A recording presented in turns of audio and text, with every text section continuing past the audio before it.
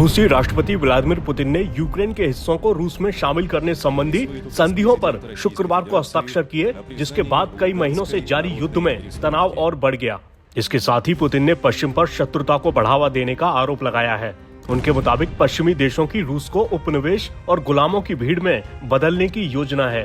Putin के इस ताजा कदम पर यूरोपीय संघ ने तत्काल प्रतिक्रिया देते हुए संयुक्त बयान जारी कर 4 क्षेत्रों डोनेस्क, लुहांस्क, खेरसन और ज़ैपोरिज्जिया के विलय को खारिज करते हुए उसकी निंदा की। वहीं यूक्रेन ने जंग जारी रखने का संकल्प जताया है।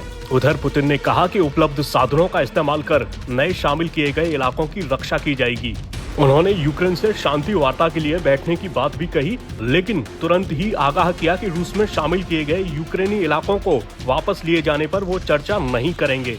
इस बीच यूक्रेन के राष्ट्रपति वोलोदिमीर ज़ेलेंस्की ने कहा कि उनका देश नाटो में शामिल होने के लिए त्वरित आवेदन दे रहा है। उधर यूरोपीय संघ के 27 सदस्य राष्ट्रों ने कहा कि वे रूस द्वारा आयोजित अवैध जनमत संग्रह को कभी मान्यता नहीं देंगे, जो रूस ने यूक्रेन की स्वतंत्रता, संप्रभुता और क्षेत्रीय अखंडता के उल्लंघन के बहाने के रूप में आयोजित किया था। वहीं नाटो के महासचिव जेंस स्टोल्टेनबर्ग ने इसे दूसरे विश्व युद्ध के बाद से यूरोपीय क्षेत्र पर बलपूर्वक कब्जा करने का सबसे बड़ा प्रयास करार दिया। उन्होंने कहा कि यूक्रेन में युद्ध एक महत्वपूर्ण मोड़ पर है और पुतिन का यूक्रेन की जमीन पर कब्जा जमाना युद्ध शुरू होने के बाद से सबसे गंभीर स्थिति है। वहीं अमेरिकी राष्ट्रपति जो बाइडेन ने कहा कि अमेरिका यूक्रेन को उसके बचाव के लिए जरूरी उपकरण मुहैया कराता रहेगा। इस बीच भारत शुक्रवार को संयुक्त राष्ट्र सुरक्षा परिषद में अमेरिका और अल्बानिया द्वारा पेश किए गए उस मसौदा प्रस्ताव पर मतदान से दूर रहा, जिसमें रूस के जनमत संग्रह और यूक्रेनी क्षेत्रों पर उसके कब्जे की निंदा की गई।